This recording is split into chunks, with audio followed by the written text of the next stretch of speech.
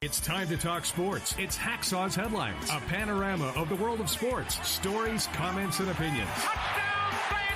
Now, here's iconic sports talk show host Lee Hacksaw Hamilton and co-host John Riley.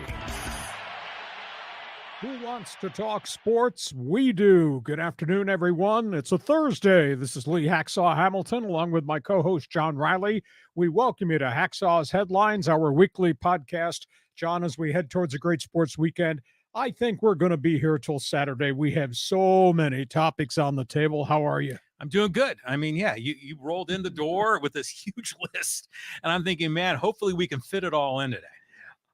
Last words on the Super Bowl. That's where we'll start, and then we're going to jump from the NFL. We're going to talk Major League Baseball. We got news and notes and a couple of other sports stories that we'll canvass today. But before we start, John, remind everybody that's with us on the live stream how they can join us in the Fans Forum, how they can subscribe to get access to everything else that we're doing with our podcast almost on a day-by-day basis. Okay, so the Fans Forum, you can get involved with your question or hot take for Hacksaw. Type it in on the live stream on Facebook or YouTube, and we'll see it up here on our screen. We'll get you involved. It'll be a lot of fun in the Fans Forum segment at the conclusion of Hacksaw's Headlines. And yeah, like, follow, subscribe, share. You can subscribe wherever you get your podcasts, including on YouTube. So, just be connected and follow along, and you'll get updates on all the new episodes. You'll get all these alerts because we're putting stuff up on the YouTube channel virtually every day. Reminder, if you like sports, if you liked our talk show the way we did it at 690 and 1090, check my website. It's all written. It's posted every night. It's there every morning. It's LeeHacksawHamilton.com. Check it daily. You'll like it. John, the end of the football season, but we got final comments to make about the Super Bowl and then other storylines spilling off the Super Bowl as we now move officially into the NFL offseason. Yeah, so we can break down the Super Bowl because there are a few things we want to wrap up, but it seems like so much more excitement as we're going towards spring training.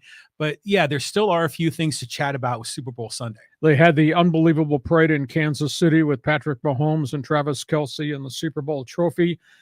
Still a lot of conversation about how Andy Reid rescued his football team, how they handed Nick Sirianni a really tough loss when you're up 24-14. That's tough, but I think the Eagles have really handled the defeat well. I think they've learned a lot from it. In terms of Andy Reid, he kind of talked specifics this week about the Super Bowl, how bad it was early, what happened at halftime, how they rallied and made the thing work, and it was kind of fascinating to listen. And I had talked about the fact that they had always put, because of the bye week, a plan A in. This is our game plan, but if something happens to Mahomes, we go to plan B. The thing I never imagined, and I did make unbelievable adjustments to change the whole chemistry of the game, I never thought about the fact they had more than 35 minutes in that locker room at halftime to actually walk through all the adjustments they were making with plan B. Wow. It was not a typical 12-minute halftime where you hardly have any time because Andy Reid met with his coaches and said, Mahomes is hurt. He's going to play the second half. We don't know that it'll be vintage Mahomes. We're going to go to plan B. And plan B was to have him come out under center. Plan B was to go to two running backs at times. Plan B would be to go to two tight ends. Plan B would do a lot of motion, jet sweeps. But they had 35 minutes with the players. Separated the players offensively. Guys, this is what we're doing. Remember, this is what we practiced. They may have showed them some video in that 35-minute window. And they came out with Mahomes under center, and it changed the whole chemistry of the game. And, of course, defensively, we talked about they went to a five-man front to try to stop Jalen Hurts from the quarterback draws, and the running game went away and suddenly became strictly a passing game, and Philadelphia could not get the job done. So it's just fascinating to hear Andy Reid unveil how they accomplished what they accomplished with the unsung heroes and all that other stuff. Kansas City wins, tough loss Philadelphia. But best quarterback, best play caller in football. Holy cow. Well, I guess that Rihanna long Super Bowl halftime show worked to their advantage. Yep. I was reading about how there's some sort of a rule that the Chiefs have as they manage Andy Reid, that if the Chiefs are losing and he's coming off at halftime, he doesn't have to talk to the sportscaster on the field. Is that right? Well, that was the first I had heard that. But usually, you get 30 seconds with the coach, and The sideline analyst asks a generic question, they get a generic answer, and there's really, to me, there's no value because nobody's tipping their hand about anything. Oh yeah, Mahomes is hurt. We don't know. And that's the way halftime is. I don't think there's great value there. I think the analysts on the set have a lot more value to give you. So I don't worry too much about the coach giving you a 6-word answer. Okay. Yeah. It just seems like they've got one foot out the door. They're just waiting to get back into the break room so they can get busy with their players. Well, how brilliant was he though? 35-minute halftime adjustment. And that is radical for them to be able to do as much as they did and then do it so well once they came on the field. 4 straight scoring possessions. Okay, let's go from on the field. Let's go to the TV sets, John. Okay, so you share these numbers with me, and these are really amazing. I mean, this is huge numbers watching this game. 3rd highest in the history of the National Football League, 113 million viewers in the United States. The all-time highest is 114 million, was the Patriots Seattle Seahawks football Super Bowl, I don't know, 4 or 5 years ago. Canada, all-time record. These numbers that they're showing in Canada, those are typical NHL Stanley Cup numbers, and they got that for the National Football League. So that's pretty impressive. The streaming numbers were really impressive. Mexico, for some reason, it was a huge drop-off, and nobody can explain why that happened. 7 million streaming, all-time highest in the National Football League. And, of course, streaming has become the in thing. Just look at our YouTube channel. Yeah. And look at the market shares and the ratings for Kansas City and Philadelphia. That's the number of sets. 87% share of sets were turned on at some point to the Chiefs game in Kansas City, and 77 share in Philadelphia. Just phenomenal TV numbers. Yeah, that's amazing. I had heard also that the Rihanna I talk about Rihanna all the time. The Super Bowl halftime show even had more. 118. Yeah, so that's incredible to me. But the NFL is really trying to do this international expansion. It's nice to see them getting those numbers in Canada. I'm kind of curious what they were getting in the UK, maybe parts of Europe, because I know that's an expansion target as well. Yeah, well, they are expanding regular season games. I mean, they've been in England. They're going to be permanently in Germany. They are dabbling with, should we go into France? They're talking about Paris. They're talking about possibly Lisbon, Spain. They will go back to Mexico City. Earthquakes and COVID had a lot to do with why they had to back out of the game in Mexico City. So they're continuing to expand this whole thing. Okay, so we go from television. Let's talk about coaching jobs. Yeah, so I guess the final 2 slots have already been filled now, Cardinals and Colts. So let's break it down. Well, Arizona hired a young guy. Indianapolis hired an even younger guy. Cardinals interviewed a ton of people. Indianapolis interviewed even more. The Colts wound up with 15 different finalists. Indianapolis hired Shane Steichen. He's the offensive coordinator in Philadelphia. Real fast track guy. He used to be here. He was a quarterback coach for the Chargers, and he did a really good job. And he went to Philadelphia, and he, with Nick Sirianni, played a tremendous role in jumping forward with Jalen Hurts and making him a really accomplished passer. When that kid was a quarterback at Alabama and a quarterback at Oklahoma, Jalen Hurts was strictly a running guy, and he'd throw on occasion. Well, obviously, we've seen what he did this year with over 4,700 all-purpose yards. So Shane Steichen goes in there to Indianapolis, and he goes in without a quarterback. I mean, since Andrew Luck retired, they've had 4 different veteran guys in 4 years. And out of that group, really only Phillip Rivers is the only one that statistically did really well. And then it became the disaster that was Matt Ryan and all the injuries this past season. So Steichen goes to Indianapolis with a lot of accolades. He's been praised by an awful lot of coaches. Arizona situation, John Gannon comes out of nowhere. Jonathan Gannon, defensive coordinator, Philadelphia, goes to Arizona, had one interview, hired him almost on the spot after the interview on Monday.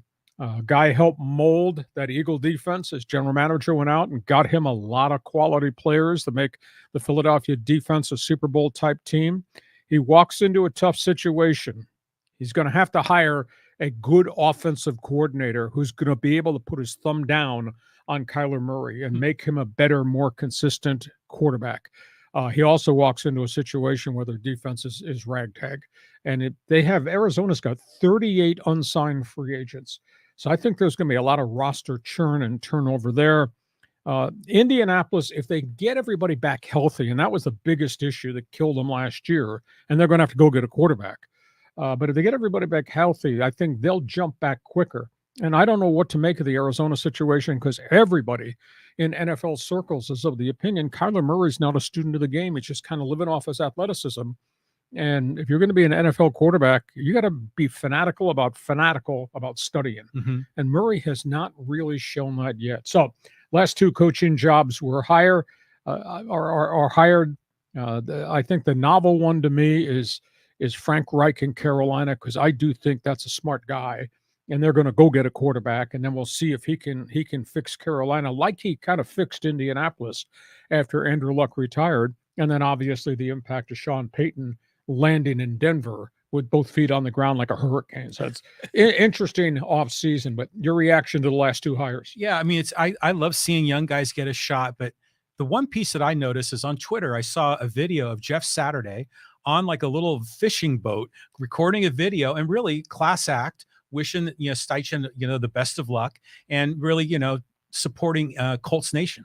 Well, I mean, he did as good as he could. I think he was overwhelmed when the Colts appointed him the interim head coach. They did finish 1-7. They actually wound up losing 10 of their last 11. It's just kind of miserable. The whole Matt Ryan thing blew up in their face. So they've got a lot of work to do, but they were really beset by a lot of injuries to core players. And if they could ever get all those guys back on the field, then maybe the job will be a little bit easier for Shane Steichen. Meanwhile, we got other storylines here. You were speaking of quarterbacks, and how about what's going to happen next in the next couple of weeks? Yeah, I mean, we talked about the quarterback derby, and some of them are already sorting out, but we got some big names on the board right now, Hacksaw. Well, let's talk about who's available at this point from the veterans' perspective. Derek Carr was released by the Raiders. I can't believe the Raiders mishandled this the way they did. They get no compensation.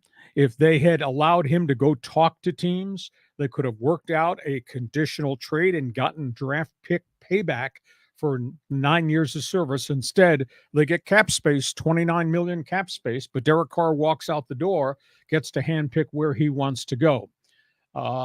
He's been to New Orleans. I think there's a visit to Carolina to meet with Frank Reich.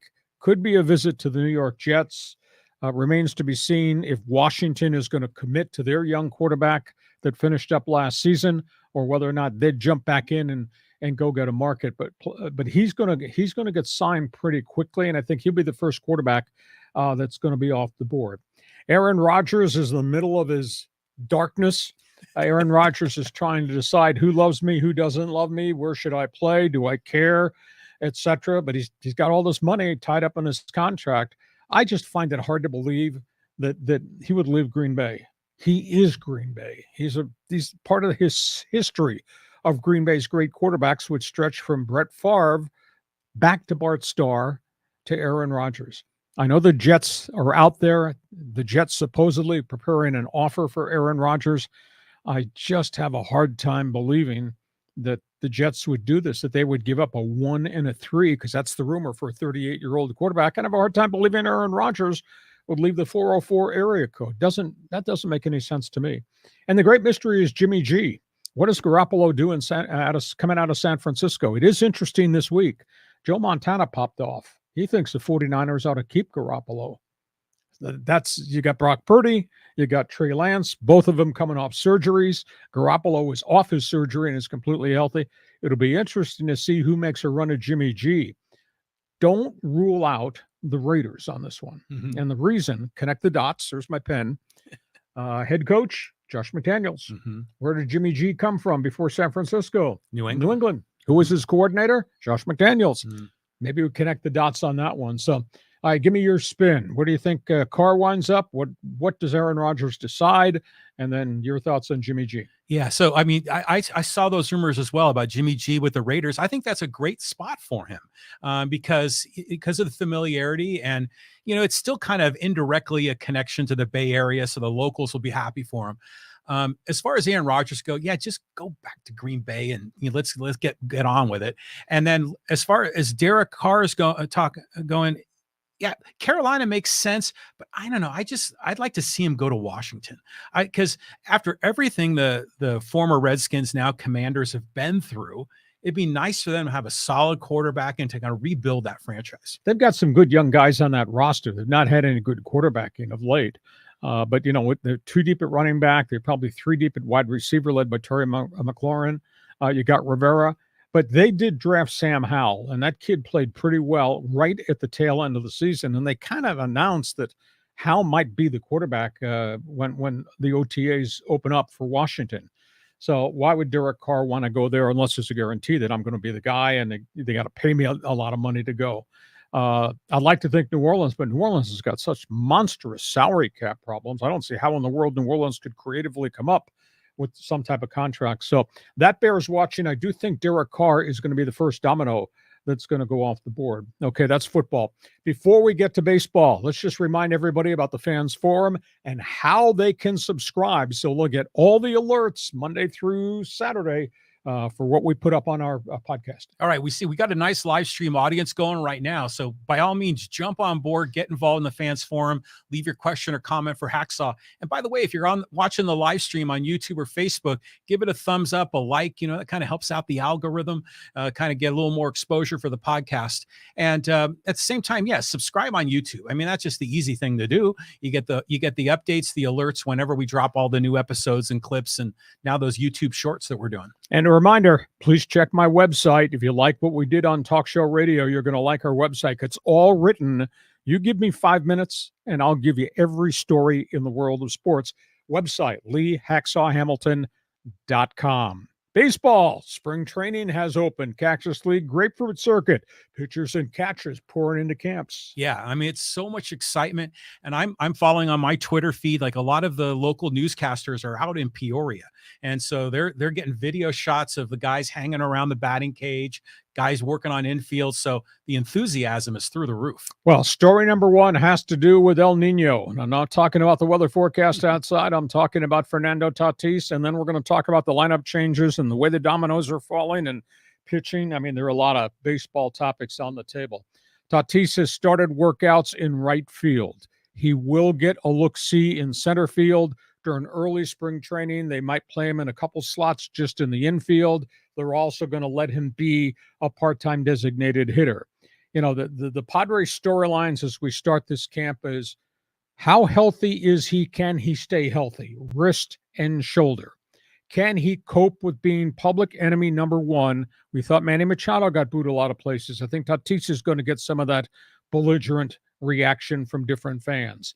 And then thirdly, where do you play him? Right field is a huge challenge because of the way the wall juts out in the corners and all that. He said this week his preference is to play center field while Trent Grisham Gold Glove is there. Mm-hmm. I don't think they'd move Grisham to right field. But this is still to be decided. We got 6 weeks to sort this out, but there's a whole pile of questions there. Juan Soto wants to play the same position every day. He's relocated. His metrics in right field were really poor. I did not realize how poor they were. I spent more time looking at his .232 batting average in San Diego, but his defensive metrics were not good. Soto has gone to left field. Hassan Kim is going to be your starting second baseman. Jake Cronenworth will be your first baseman. The big issue to me, you normally want a big guy at first base, and Jake Cronin is an undersized first baseman considering the norm of the size of first baseman around Major League Baseball. So I think those are the marquee storylines, and it all starts with El Nino. Yeah, I kind of think we're going to see these guys move around a lot because AJ Preller really likes what the Dodgers have done with a lot of that flexibility. And when you've got, 23 shortstops on your roster, you can move guys around. So I definitely agree. I think you're going to see Tatis in right. He'll probably be the number 1 guy to spell Grisham in center when he needs a day off or they're facing a tough left-handed pitcher. And then, all those guys are going to rotate through that DH spot. Carpenter can go out there and play in the outfield. So, Bob Melvin's got a lot of flexibility, and we're just so hung up on where we think Tatis is going to play, but it's all going to work out. It will work out if he doesn't get dinged. And obviously these are some of the other storylines as it relates to El Nino. The torque of a home run hitter in his wrist is really a violent swing. Does he have any setbacks with that surgery the 2 surgeries, and the permanent screw that's in that wrist. Big issue. He says the shoulder has been no problem. Now, he's going to have to change the way he plays. I don't think he's going to be allowed to be sliding headfirst into bases. That's a big issue. Mm-hmm. And because they don't want him at shortstop diving for balls, landing on his shoulders, that's why he's a right fielder.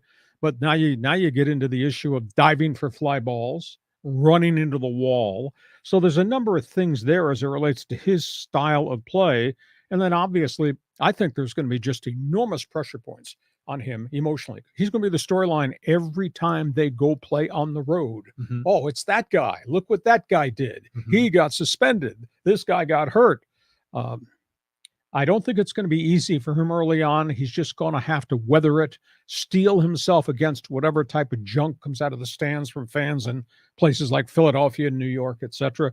But that's the storyline worth watching. Now, Padres are really active. We thought they had emptied the checking account, did not. I like this acquisition. He had a big bounce back season. Michael Wacha was a former frontline starter for the St. Louis Cardinals. Had a group of good years. Then he got hurt, bounced around, went to Tampa, did not have a great season, went to the Red Sox. And last year at Fenway Park, John, was 11-2 with an ERA of 2.45. Boston did not re-sign him because he was walking around the street saying, I want 2 years, $32 million. Well, he didn't get that. He's one of the last free agent pitchers who was still on the street corner as we started this past Monday. He signs with the Padres. He got kind of a unique deal. A 4-year, $24 million contract, front-end loaded, with options in years 2, 3, and 4. Padres have the first option at a higher price. If they don't pick it up, he can opt in to stay at a lower price. I think it's a good acquisition. I mean, this guy, I think his career record is 72-50. His ERA is just a shade over 4, but that's been skewed by a couple of bad seasons when he's hurt. This guy, to me, becomes your automatic number 4 starter, and then it pushes everybody else, the Nick Martinez's and the Seth Lugos of the world, back fighting for number 5 and number 6. I like this acquisition because he's gritty. He's got major league stuff. He's pitched a ton of ball in both the National League, where he really excelled, and then what, to me, was a very surprising bounce-back season with the Boston Red Sox. Wait, do you think the Padres are going to go to a 6-man rotation? I think they'll try to do it. But, if you go 6-man rotation, that means you're less in your bullpen. Mm-hmm. And the Padres do have a lot of numbers stacked up on the bullpen. This is going to be fascinating to see how they juggle the numbers. Martinez could go back to the bullpen, where I thought he really excelled. Lugo rebuilt his career pitching out of the New York Mets bullpen. So suddenly, I don't think there should be any concern about the front of the Padres starting rotation. And I think depth-wise, defensively, man, have they got numbers to choose from any day of the week in any different design role for the relief corps. So I like that acquisition. We move on. Let's talk about some other baseball storylines. Let's go to the Dodgers. We'll talk about this situation because this is a very, very different spring training at Camelback Ranch with the Dodgers. They cleared over $101 million in budget space by letting guys go. They're going to get draft pick compensation by virtue of losing some of the players that they've lost. They got a lot of new faces on that roster. And the big question, as many new guys as they're bringing in, and the fact that they've got all these young guys, what kind of Dodger team is this going to be? J.D. Martinez comes from the Red Sox, and this is an established designated hitter and a strong personality in the clubhouse. They just signed David Peralta, who I think was a really steady guy. Not a star, but steady. He's a career 281 hitter, and he can DH and he can play left field. And Martinez can DH and he can play first base if need be. And then they traded for Miguel Rojas. He can play short, can play second, can play some third, has dabbled in the outfield. He was with the Miami Marlins.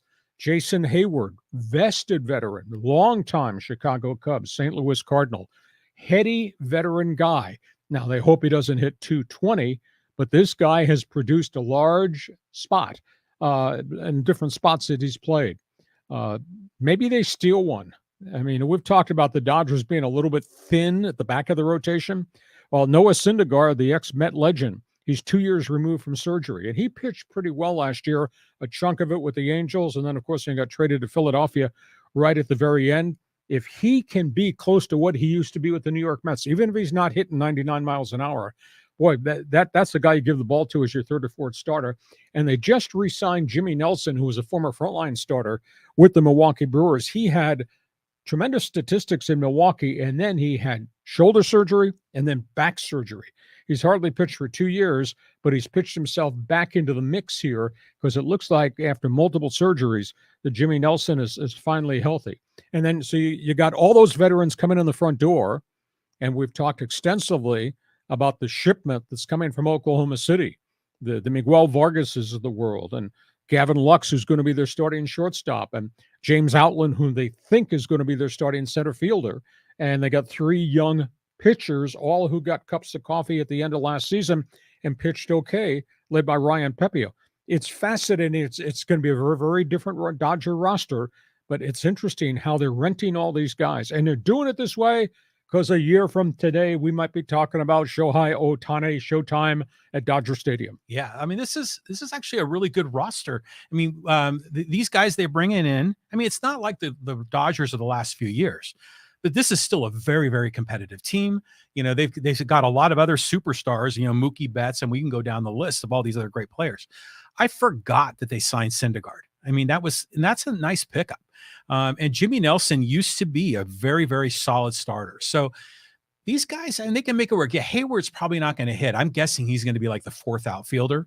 But you put JD Martinez in as a DH, you know, Dave Roberts has got something to work with. Yeah, they lose a little bit of fire in Justin Turner. He had a lousy start last year, but he hit .317 after a first 6 weeks lousy start. So you lose that little bit of leadership and obviously that productivity. And he was a rock solid everyday third baseman. So there are going to be some different people in the infield for sure. And I know Dodger fan will yell, well, Lee, how are they replacing Cody Bellinger? And my response is, are you upset about replacing a guy hitting 206 over the last 3 years who was making crazy money? Let's try somebody else because Bellinger sure looks like a lost soul out there to me. So tell you, the Camelback Ranch is going to be fun to observe this thing through the months of March, getting to opening day right around April to see how all these one-year rentals work out. And I agree with you. That's a smart statement. I think Syndergaard could be the wild card in this whole thing. Mm-hmm. I wonder how they're going to like it at Dodger Stadium chasing the first place Padres. Yeah, this is where the whole thing is flipped on its ear. So, you know, this is a time for the Padres to cash in. I mean, they've got all their ducks in a row. Dodgers taking a step back. It's going to be a great year. Yeah. A year from today, we might be talking about Ohtani, Dodger Stadium. We'll see. Let's talk about the other team in Southern California, the Angels. Boy, they've gone through changes, and then the one big change that did not occur, Artie Moreno elected not to sell the baseball team. Can they stay healthy? That's a big, big issue. Dodgers have got obviously a ton of different questions. The Ohtani contract, making $30 million this year. Artie Moreno said this week in Tempe, the first day he was at camp, my goal is to re-sign him and keep him here. So can they do that? Can they keep Mike Trout healthy? Can they keep Anthony Rendon, the third baseman, healthy? Those are the big 3 stars, and they've been beset by injuries the last couple of years. What's the future for the former number 1 pick? This guy has hit everywhere except at Angel Stadium, Joe Adell. Is he going to be a starter in the outfield? Is he going to just be the 4th or 5th guy? Might they use him as trade bait and change his address? That remains to be seen. Asking for volunteers at shortstop. I don't know who it's going to be. David Fletcher has been injured a lot. He's not a star at shortstop. What do they do at shortstop with the Angels situation there? And then obviously, you know, the newcomers. What do they do? What role does Hunter Renfroe play, the ex-Padre? I think that's a nice acquisition. Heck, if he hits 250 and hits 25 home runs to complement Ohtani, Rendon, Jared Ward, not bad. And then Brandon Drury, who's a real popular Padre acquisition. Does he play shortstop? Does he play first base? Does he go in the outfield? He's kind of a 5-tool guy who's got a bat, which is kind of interesting. So a lot of storylines with this Angel team. Yeah, I'm curious to see how they sort it all out. But let me ask you, Lee, do you think the Angels have a chance to be competitive in the AL West? I mean, that division's stacked. Well, they think that the force feeding of the young pitchers last year, Suarez, Sandoval, Reed Detmers, that those guys now with a year of that under their belt, and they had good outings and really bad outings, they think that this group will take the next step forward to complement Ohtani. But to me, they're still a little bit wafer thin in pitching. If anybody gets hurt in that rotation, then I think they're going to have problems. And do they have a closer? Well, they picked up Carlos Estevez, former Colorado Rocky. They think he might be the guy, or maybe it's going to be closer by committee. But keeping the everyday lineup on the field, if that is item one and that works and that helps them, then I think maybe they're going to have a decent season. Playoff team, I don't know. That's a bit of a reach because, as you say, their mail's being sent to the American League West, and whoa, that's a tough place to play. That is. I heard another interesting angle. It's like you're talking about Carlos Estevez, and then there's also Charlie Sheen. That's his name in real life, Carlos Estevez, right? And so apparently the two guys hooked up, and the pitcher Carlos Estevez met with Charlie Sheen in LA. They went to Charlie Sheen's house, hung out. So it's kind of a fun little storyline there. So looking forward to seeing the Angels. I mean, it's better when all of the teams in Southern California are competitive. I was a little worried about this franchise before, but I'm happy to see them taking the step forward. But Ohtani said, well, I'm an Angel for now, and my focus is on this year, which is the right thing to say. But he's not really saying I'm an Angel for life. Only time will tell. Will they offer him $40 million state of the art? Will they take it even higher than that? He's been loyal for a long period of time. You got other baseball stories to talk about. Let's talk about the opening of spring training camps, because there's a lot of unique things here to talk about. And starting with the first Cactus League and Grapefruit Circuit game, right behind home plate, John, there's going to be that box there, pitch clock. And actually, the Dodgers have put the pitch clock at Camelback Ranch, where the mounds are, as the pitchers go through their bullpen sessions. There's pitch clocks there. So they are teaching them to develop their rhythm right now, just in throwing sessions, for the 15-second pitch clock. So pitch clock is item number one. It's really interesting. Baseball's offenses, I think, are going to look different and feel different. Of course, there won't be any more shifts. And I think you're going to see balls get driven through the right side of that infield, and you're not going to be allowed to have infielders with their feet on the back of the grass or playing in short right field, as Manny Machado did. I just think offense is coming back into baseball because of the ban of the shift. The pizza box that you had dinner the other night. Yeah, I'll guarantee you, first time you look at an exhibition game on TV, you're going to be shocked at how big the bases look. Because the new bases are 3 inches wider and longer. They look like a pizza box. It's going to be fascinating to see on the TV and say, what is that? But they are big and they do look strange, but that goes into place too. The ghost runner rule, extra innings, guy will start at second base. The players liked it. I'm kind of a purist. I didn't like it initially. I thought it was a bad gimmick and gadget during the COVID era and the pandemic. But the more I looked at it, I said, yeah, that puts a little bit of more edge into the 10th inning of a ball game, because you don't want that guy to score from second base. So they voted that in. That's a permanent rule going forward, just like the designated hitter has now become a permanent rule in both leagues. And then the positional pitcher situation. Sorry, John, you can't pitch in the 8th inning. If baseball got tired of what they saw going out last year, there were 139 incidents in which the shortstop or the outfielder or the backup catcher came in to pitch in a blowout game. Baseball does not like that, did not think it was good for the credibility of the game. The only exception, if you're in extra innings and you run out of pitchers, you can use a positional player to pitch. Or if you're down by 8 runs in the final inning of regulation, the shortstop can come, or third baseman can come, or John Riley can come pitch. But they're going to try to put a lid on this, because we had games this year where 2 or 3 different positional players pitched at the end of blowout games. Your likes and dislikes on those rules. Yeah, I mean, these are really interesting. I mean, the positional players thing reminds me of the NBA, because it's like a load management thing, right? They don't want to like waste the arms of the bullpen pitchers.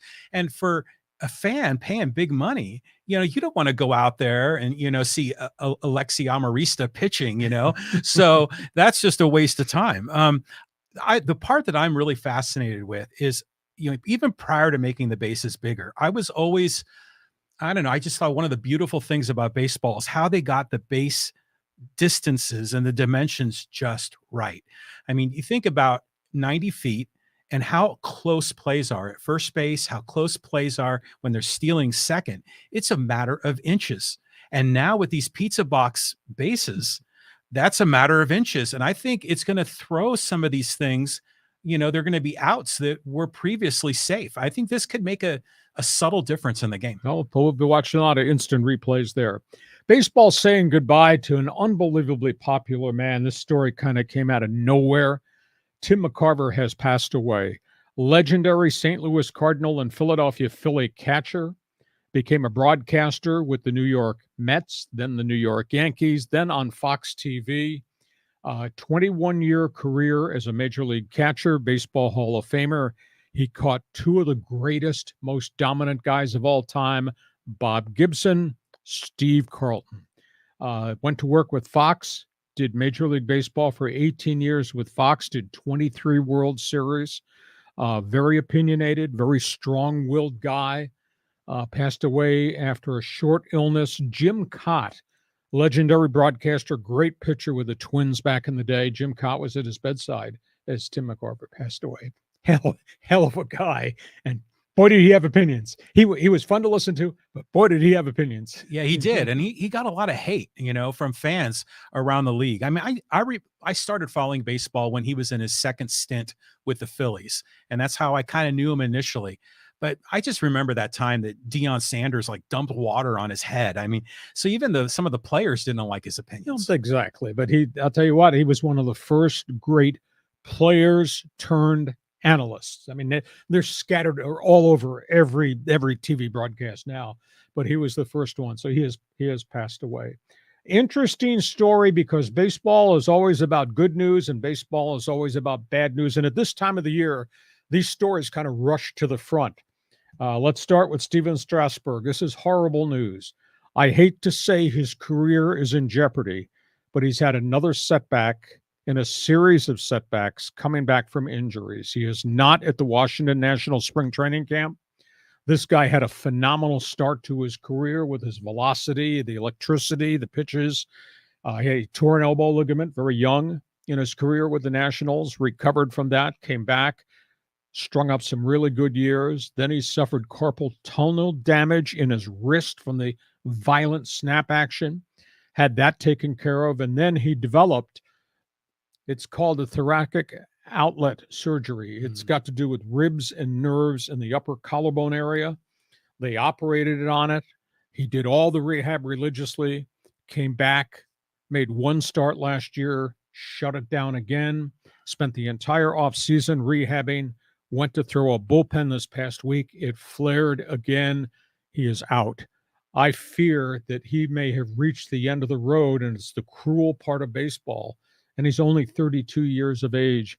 And it's terrible because he's thrown only 30 innings since 2019. Only 30 innings since he signed a 7-year, $145 million contract.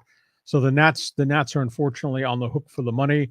And unfortunately, I just don't know how he comes back from this. A lot of pitchers have gone through that surgery.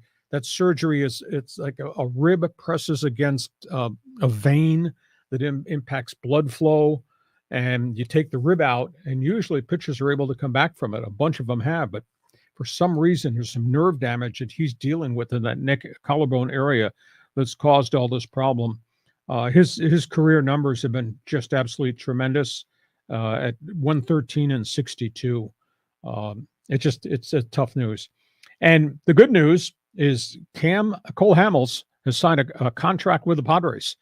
He had a phenomenal run with the Phillies. Now he's 39 years of age. He's not pitched hardly at all since 2020. He's going to start in spring training. We'll see what his velocity is like. He says he's had 3 different surgeries in the last year and a half while he was out. The last one was on a shoulder, but he also had a knee and a foot. This was a dominant pitcher with the Phillies, and then he went on to the Texas Rangers for a group of years. His career record is 163 and 122. This is a big-time arm from years back. I don't know that he makes this team. I find it hard to believe that Cole Hamels would want to start the season in El Paso. But injuries in spring training can change the makeup of your roster. So I guess he's a bit of an insurance policy, but I don't quite know where he fits. He did work out. I think he worked out for 11 different teams in a showcase workout in Florida, but he didn't get many offers, and the Padres signed him to a 1-year minor league deal. If he makes the big league roster, it'll cost him only $2 million. Yeah, it's an interesting signing. I mean, this nice local boy comes home. That's all good. Seems like, the Preller is just signing all these pitchers around the fringes that can possibly be the 5 or 6 starter that can fill in when there's any injuries. But I just think about Strasburg. Remember when he was playing at San Diego State? Oh. And that time it was electric, and it was like must see, and people were flocking down there to Tony Gwynn Stadium to watch him pitch. I mean, what an incredible talent. You go back to San Diego State having the MVP of the World Series and of the NBA Finals with Strasburg and Kawhi. So we're all rooting for Strasburg to come back. But like you say, he may be near the end of the road. Yeah, it's tragic. I don't know if that's the correct word. I mean, tragic is Turkey and Syria. But this, unfortunately, injuries are part of baseball. And he was such a physical force pitcher. And the fact that now this thing has flared a third time, they've just been unable to solve it. All right, let's go from there. Let's talk college athletics for just a bit, because there's a story out there on the street corner we're going to probably wind up, paying attention to. I'm talking about the Pac-12 conference and what is about to happen. The Pac-12 is about to expand, and they have talked extensively to SMU. They were in Dallas-Fort Worth this past Wednesday. They talked to San Diego State's people at the Holiday Bowl here. They talked to Fresno State. They have not talked to Boise State.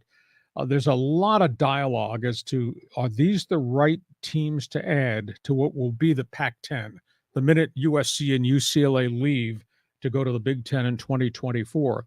And the big debate is, should the Pac-10 add San Diego State and SMU? Are they really adding quality football programs? Or are they going to do it because the Aztecs have a legendary basketball program that might be able to replace UCLA as being a player in the new conference? Are they doing it because they need to plant their flag in Southern California, because there will be no USC, UCLA Pac-12 games? The San Diego State, they have the ability to replace UCLA and Southern Cal as a figure of Southern California power football. That's a big thing. Or you're doing it just geographically. So you plant your flag in Texas, you plant another flag in Southern California, or you're just doing it to add TV markets. Dallas and San Diego, between them, 4.1 million TV sets. But I wrote a column on my website today. Any of those TV sets tuned to San Diego State football or SMU football? I don't think so. That's a big issue there as to what they bring. Are they doing it to add academic integrity to the conference? SMU's got a great academic reputation. San Diego State has built its academic reputation. So they're trying to put together the 12 teams that they can then go to the next media partner, whether that's ESPN or Amazon, and say, these are the TV sets that we're going to expose our football programs and basketball programs to. Sign this contract extension. So it remains to be seen whether they offer the Aztecs and the Mustangs first, or whether they do the TV contract first. I just don't know that these two schools add the cachet you want to be a member of the Pac-12.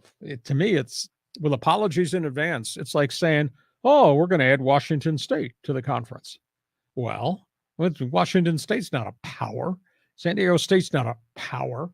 The one intangible, though, is Brady Hoke comes from the Big Ten. Brady Hoke knows how to recruit big-time players.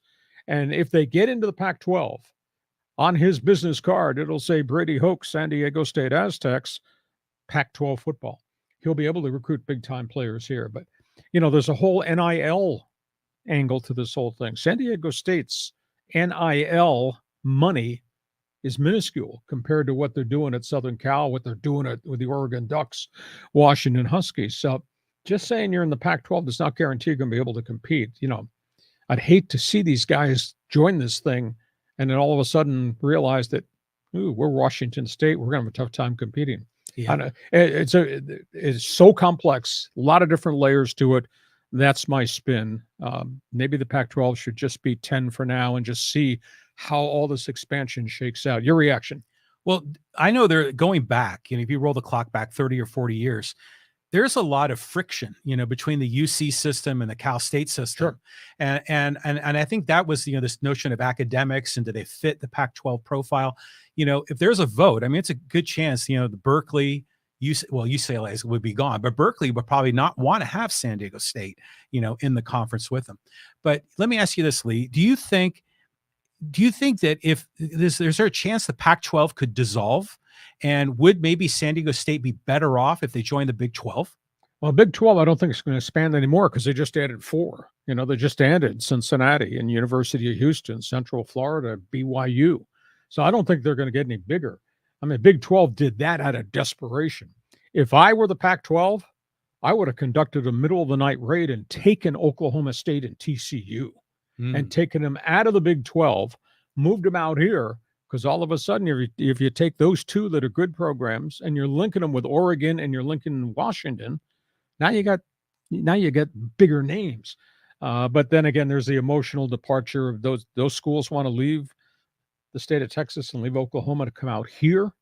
The whole conference expansion thing is so screwed up. I'm sorry. West Virginia Mountaineers in the Big 12 Conference. Are you kidding me? Yeah. Syracuse Orangemen in the ACC. You think anybody's excited about that? So this whole thing is so out of control. Do you think Aztecs and SMU could do well in the Pac-12? SMU, no. Aztecs, maybe. The basketball Aztecs are right in there. I mean, they could win the thing. And football, they've had their moments, and they've had a really good record against Pac-12 teams over the last 5 or 6 years. Yeah, it's playing a lot of the bottom dwellers, though. Well, the bottom dwellers are still there, and 2 of the top teams are gone. So I think from a football perspective, they could be competitive. Are they going to be going, dominating the Ducks right out of the gate? No, but they can take care of business against Arizona, Washington State. Yeah, they can do some damage. One of the intangibles I'd like to see, and I don't know how the Pac-12 uses this as leverage, because SC and UCLA are gone. And obviously the Trojans and Bruins are going to play games at the Rose Bowl and at the Coliseum, home games against Big Ten opponents. You think anybody get excited to see Trojans Northwestern? UCLA Maryland? Nah. But one of the intangibles, if I were the commissioner of the Pac-12, I'd go back to USC and UCLA and say, guys, you got 3 non-conference games each you have to schedule. Schedule our teams. Schedule SC to play Oregon in a, quote, non-conference game. There you go. Yeah. Let's have UCLA play the Washington Huskies in a non-conference game. Mm-hmm. And then, you can spread the Trojans and the Bruins across that schedule. So somebody plays Oregon State, somebody plays the Washington State Cougars, somebody plays Stanford and Cal. So a lot of decisions to be made. It's not going to be easy. I'm not sure what's going to happen. It's going to happen real quick, though. I would think within the next 4 to 6 weeks, we're going to know what the landscape of the Pac-12 conference is going to look like. All right, let's go from there. Let's talk college basketball. Where do you want to start? Okay, so we talked a little bit about this after last Monday's podcast. There's just this crisis in New Mexico State. It's just really ugly, and we've been seeing some of the news. So let's break that one down. Well, New Mexico State has suspended its basketball season. They've ended it. Went 9-15. Have canceled all the rest of their games in the WAC.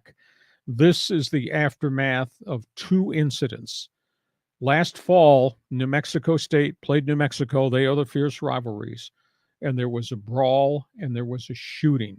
And one of the Aggie basketball players carried a gun into a dormitory at Albuquerque and got involved in arguments with guys who had been involved in the football fight. Guy pulled a gun. Michael Peake, the Aggie guy, had his own gun, killed the guy. Big issue. Then we found out one of the assistant coaches on the Aggies basketball team took the weapon, his cell phone, and his tablet and hid it. And they did not cooperate with police early on. So you got that scandal. And then, aside from the Michael Peake shooting incident when the basketball team was in Albuquerque to play the Lobos, now you got this. A member of the basketball team finally went to the university police and said he was a victim of violent hazing by at least 3 veteran players. and had been going on since August. And the coaching staff was aware of it and did absolutely nothing. At that point, the New Mexico State president shut the program down, fired the head coach, going to clean house of everybody. 3 players have already transferred out. It's just an ugly situation at Las Cruces, New Mexico. And Aggie basketball is what finances that whole athletic program because their football program has been down forever and ever. It's just an awful story there. So that's one item. The other 2 items in college basketball, they involve Jim Boeheim at Syracuse University, who seems to be at war with everybody right now. He's not had a great season. He's at war with the media. He's at war with the NCAA. He said at a press conference last week that he blames the demise of college basketball on what Mark Emmert and the NCAA allowed to happen, transfer portal and the NIL. And he says there's too many schools, quote, using money to buy basketball players, and it's not working. It's not working at Pitt. It's not working at Miami. It's not working at West Virginia, etc. So he's been railing on that. And then he stood up before he walked out of this press conference. He said, "You don't believe what I say?" Because he's always telling the media what he thinks is law. "You don't believe what I say? Go ask Mike Krzyzewski. Go ask Jay Wright why they quit, why they walked away from basketball at Duke and at Villanova, 2 Hall of Fame guys." He said, same reason I just gave you, the NIL and transfer portal. And then the other item in college basketball, it's really an ugly story. Colorado State played Utah State a week ago at a game in Fort Collins, and Utah State's having a mystical season. They have a guard from Ukraine. The kid's playing very well. And as he was getting ready to take a free throw, the fans in the end zone seats in Fort Collins at Mobley Arena just started hassling him and started chanting, "Russia, Russia." And it was awful. And the coach, Utah State coach, pulled his guys off the floor. Colorado State coach went haywire at what his fans are doing. I'm waiting for the Mountain West Conference to maybe hand down some type of financial discipline to Colorado State. It was just deplorable for that student body, kind of like our show, but way beyond good taste, to do that to a player whose family is still in the Ukraine. Think about that. And Niko Medved apologized profusely to the coach, to the player, and to Utah State University. So, boy, what a bad couple of weeks in college basketball. Yeah, I mean, that's a rough go for all 3 of those teams. Just thinking about Boeheim's comments, and, you're saying, ask Krzyzewski, what he thinks of the NIL and the transfer portal, or Jay Wright. Well, these are all the blue bloods. These are all of the top, not franchises, but universities that have dominated the sport for decades. Well, now suddenly these mid-majors are getting more competitive because they have access to the guy that maybe was on the, I don't know, let's just say the Syracuse roster, but didn't get very many minutes. Now they're transferring into, I don't know, someplace in the Mountain West, and they're one of the stars. So I think this transfer portal thing is, in my opinion, good for the sport. Agree or disagree? Well, I'll buy what you say about the Mountain West, and because I feel that the whole chemistry of the Mountain West Conference, the landscape has changed because everybody's getting guys out of the transfer portal who can play immediately. Mm-hmm. And you raise the real valid point. My backup center at Syracuse is not getting any minutes, goes into the portal, and he winds up at Wyoming. Yeah. Or this point guard was not playing very much on the East Coast, and all of a sudden he's defecting from Kentucky, and he winds up at Colorado State. They got a star. I mean, if you go through the rosters, there are D1 transfer portal kids that are all contributing to the Mountain West schools. That's why winning on the road in the Mountain West has now become hard, really hard. Just ask San Diego State. So I think the portal has helped. Portal has really created chaos.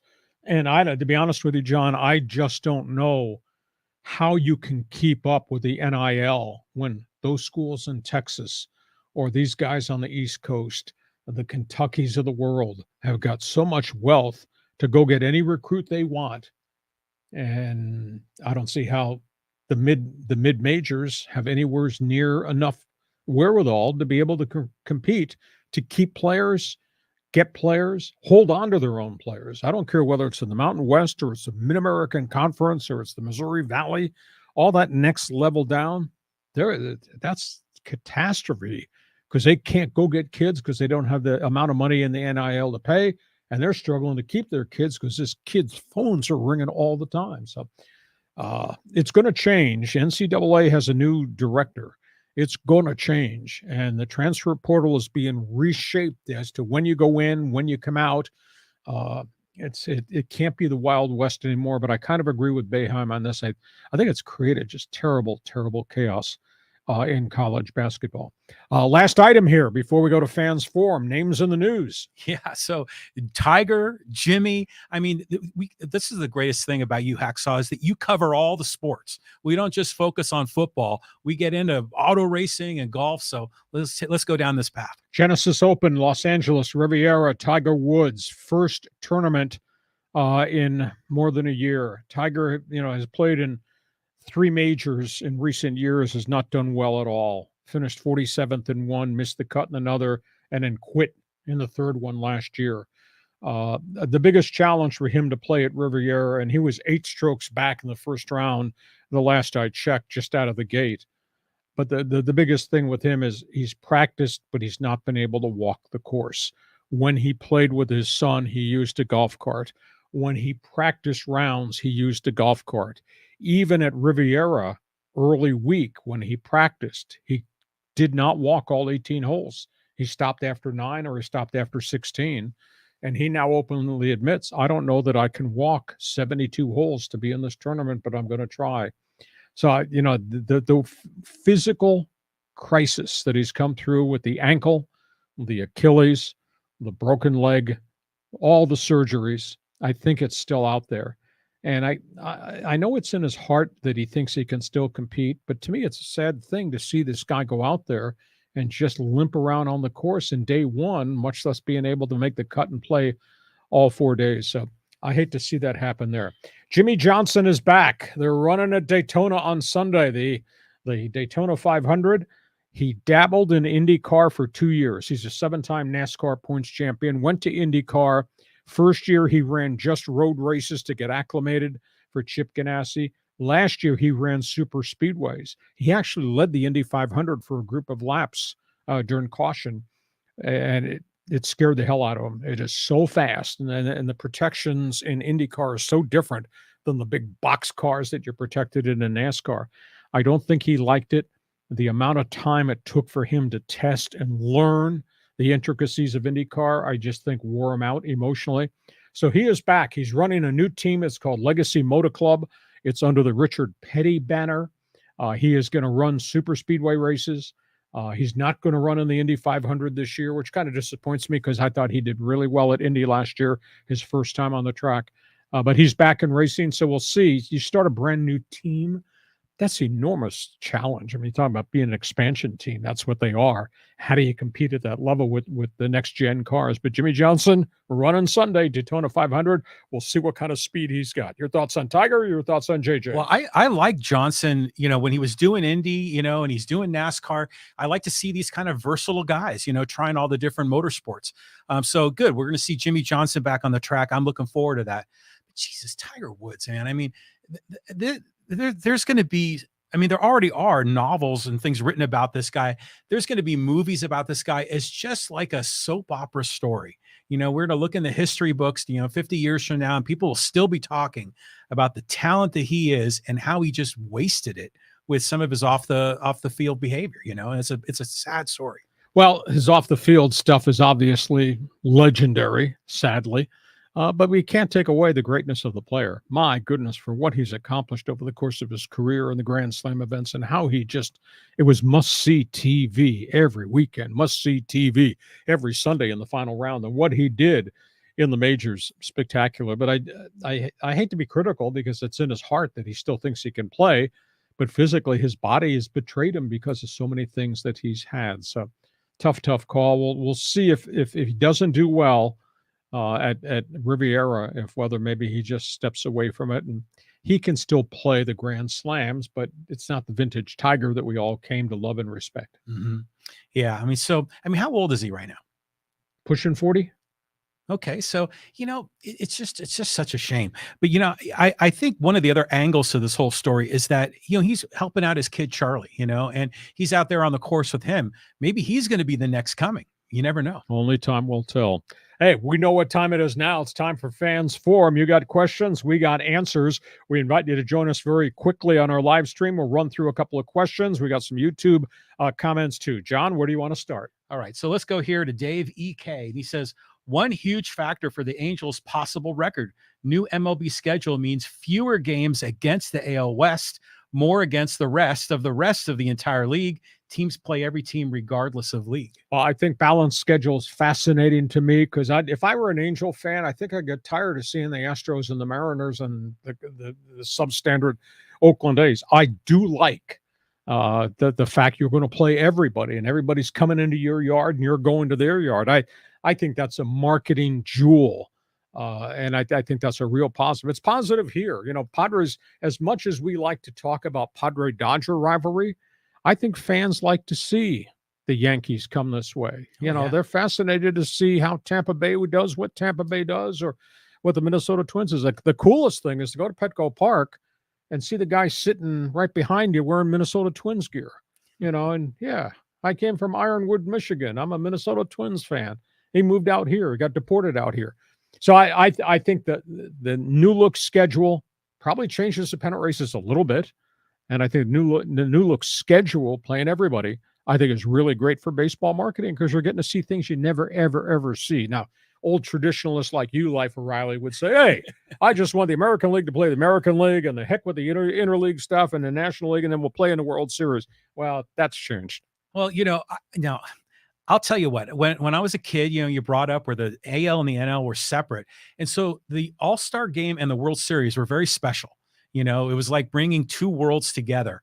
But, as a fan, you do want to see those other teams. You want to see the Yankees when they come into town. You think? And then here in San Diego, everybody's from somewhere else. Right. So there are Minnesota Twins fans and Tampa Bay Rays fans. They're scattered around the county. I like this move as well because from a marketing perspective, from a ticket sales perspective, these owners need to make money so they can pay, Manny Machado $30 million a year. So they've got to do these things. And I think overall it's good for the sport. Our market is so uniquely different from lots of other places. Our market, John, is a melting pot. Mm-hmm. We got everybody. I mean, you go see the Padres play the Red Sox. You know how many people from New England who don't speak the language are sitting at Petco Park talking about the Red Sox, Boston and all that. So I think the interleague schedule is cool. I think the DH is cool. I'll be interested to see what these new rules impacting the pace of play are going to be like too. Next question. All right. So let's roll over here to some of the YouTube comments. And this is one, we were talking about that cheap shot in the Aztec game against, what was it? Was that the Boise game? I get them all mixed up. But anyways, this Larry Hamlet says, I hate to tell you this, Lee, but a win is a win. That's it. All teams go through an offensive lull in a season. Please stress or talk about the many positives. We need to be thinking about that in last night's game against Fresno. Understand they are 21-5. That's pretty impressive. Understand this, and you're correct, Larry. They've won in every big tough venue in the Mountain West. And as John and I just talked about, everybody in the Mountain West has got players now via the transfer portal, and it's changed everything. Road games in the Mountain West are really hard, and the Aztecs have won them, whether they dominated them or they survived Fresno State. Thank goodness, 2 for 25 threes. I've never seen that ever in my life. But the only thing that worries me about San Diego State is, once you get to March Madness, Larry, and you get into the tournament, you're not going to be playing some of these substandard Mountain West teams any longer. There won't be any San Jose States or Fresno once you get to March Madness. And if you view yourself as a Sweet 16 Elite 8 team, you can't have your guards going 7 for 24 shooting or have these in and out nights where one night Keyshawn Johnson hits 6 baskets in the first 7 minutes, then disappears, or nights in which Nathan Mensah goes 0-0 and gets in foul trouble. So the Aztecs are good, but once we get to March Madness, this is a whole different level. So I like the team. I think the coach is a spectacular human being. They recruit really good kids. But geez, this late in the season, to see that the stigma of how bad that game at Fresno State was, wow. Well, I mean, imagine they get into March Madness and they're in the first and second round and they're holding the opposition to 43 points. Is that a recipe for success?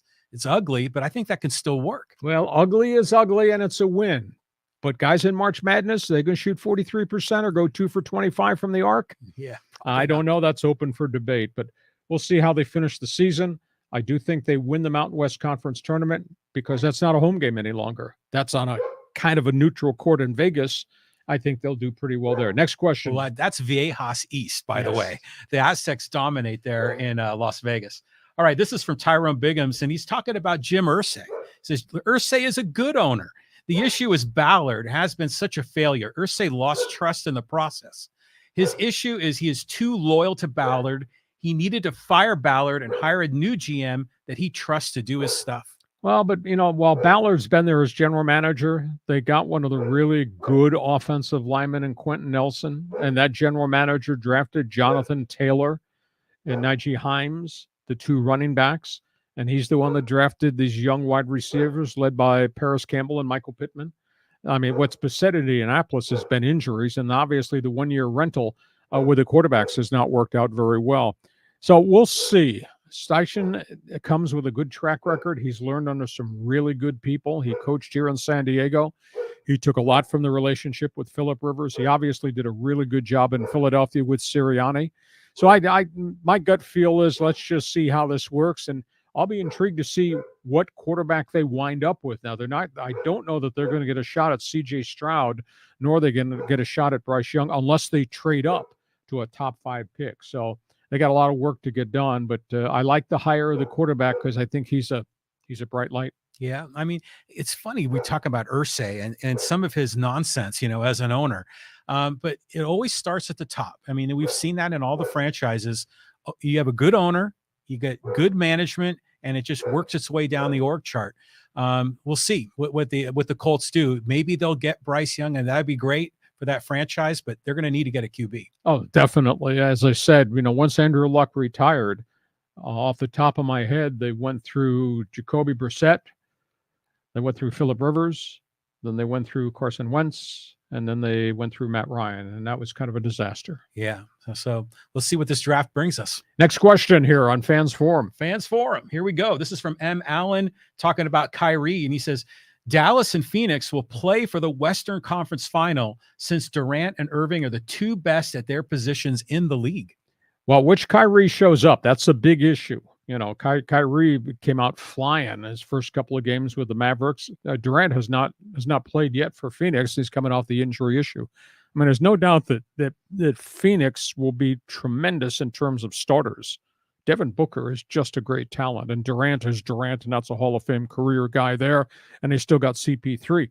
The thing, however, is that Monty Williams no longer has the bench that he had before because they traded Cam Johnson, and they traded the other young forward. Mikal Bridges had 45 the other night in Brooklyn. So they're not going to be quite the same Phoenix Suns basketball team in terms of depth. Dallas, two-man team. Do they have enough firepower around Doncic and around Kyrie? And I know you make the trade for Kyrie, and the flashpoint is, boy, look at this guy's explosiveness. But please, look at his track record as a teammate. What he did in Cleveland that got him out of there. Went to Boston, and that was supposed to be the last piece of the puzzle. What he did in Boston, he left the Brooklyn Nets like a 5-alarm fire in utter disarray because all the junk he got involved in off the field. So a lot of NBA playoff games to be played. Then obviously the play-in series to get to the start of the postseason. But there's no doubt that the NBA West, that's big boy basketball. It is. And the Warriors are in trouble now because Steph Curry's hurt. So there's a lot of changes. I've been hearing some really good things about the Lakers and the new chemistry with their new players. Wouldn't it be interesting if it was the Suns and the Mavericks? But, to go back to your other comment, you talked about Mikal Bridges. Have you been following the story about how he's been, shouting out to Manny Machado and the Padres with the whole head bob thing? I mean, that's kind of cool, so good on those guys. We'll see what happens with the Lakers. And I'll tell you, nobody's talking about the Clippers. And I like the acquisitions that they made because it gave them three-point firepower to complement Kawhi Leonard and Paul George. We'll see if this group comes together. They added a big man as a backup at center. We'll see if the Clippers turn out to be more dangerous, because I think the Clippers now, John, are a lot more deeper. Hey, listen, we hope you've enjoyed our Thursday podcast. We are here Thursdays. We do bonus podcasts on Monday. Please register, subscribe so you'll get all the alerts, and check my website, leehacksawhamilton.com, for all the written stuff in the world of sports. Also remind you, tweet, text, use Instagram, tell your friends about what we're doing on our YouTube channel weekly. John, have a great sports weekend. We'll catch up to you on Monday. Looking forward to it. Thanks again for being with us. Talk to you soon.